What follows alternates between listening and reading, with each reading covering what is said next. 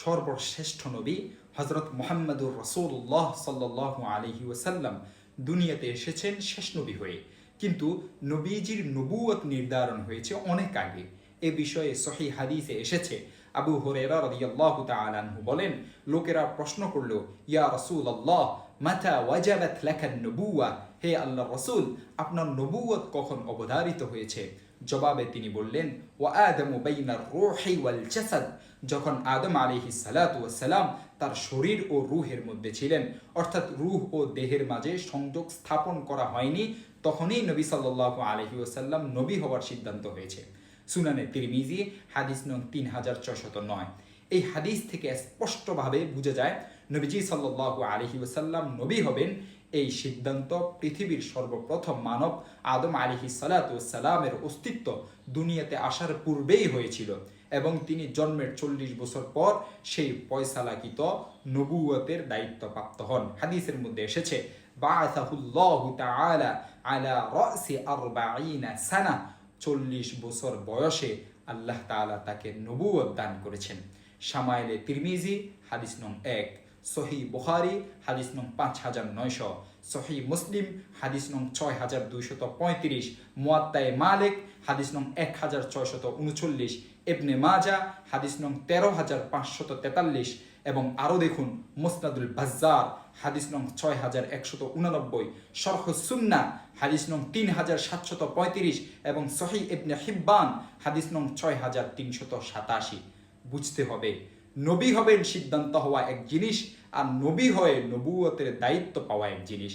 যদি তিনি আদম আলাইহিস সালাতু ওয়াস সালামের সৃষ্টির পূর্ব থেকে নবুয়তের দায়িত্বপ্রাপ্ত নবী হতেন, তাহলে তো আদম আলাইহিস সালাতু ওয়াস সালাম থেকে নিয়া সকল মানব ও জিন, এমনকি সকল নবীরাও তার উম্মত হতো, এবং অন্য সকল নবীরা নবী হওয়ারও কোনো প্রয়োজন হতো না, কেননা তারা তো মুহাম্মদুর রাসূলুল্লাহ সাল্লাল্লাহু আলাইহি ওয়াসাল্লামের উম্মত হতো।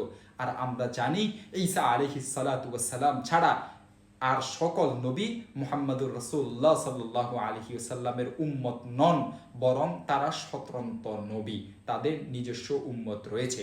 শুধু ঈসা আলাইহিস সালাতু ওয়াস সালাম তার দোয়ার বরকতে আবার আল্লাহ প্রেরণ করে তাকে উম্মতে মুহাম্মাদির মধ্যে শামিল করবেন। এর থেকে বোঝা যায় নবী সাল্লাল্লাহু আলাইহি ওয়াসাল্লাম আদম আলাইহিস সালাতু ওয়াস সালামের পূর্বে দায়িত্বপ্রাপ্ত নবী ছিলেন না, বরং সিদ্ধান্তপ্রাপ্ত নবী ছিলেন। আবার বলছি, নবীজি সাল্লাল্লাহু আলাইহি ওয়াসাল্লাম নবী হবেন এই সিদ্ধান্ত পৃথিবীর সর্বপ্রথম মানব আদম আলাইহিস সালাতু ওয়াস সালামের অস্তিত্ব দুনিয়াতে আসার পূর্বেই হয়েছিল, এবং তিনি জন্মের 40 বছর পর সেই ফয়সালাকৃত নবুয়তের দায়িত্বপ্রাপ্ত হন। এরপরে প্রশ্ন আসতে পারে, নবীজি সাল্লাল্লাহু আলাইহি ওয়াসাল্লাম নবুয়ত প্রাপ্তির পূর্বে কোন ধর্মের অনুসরণ করতেন? এ সম্পর্কে প্রায় 58টি মত পাওয়া যায়। কেউ কেউ বলেন তিনি আল্লাহর পক্ষ হতে অন্তরে উদয়মান নির্দেশনা মতে ইবাদত করতেন।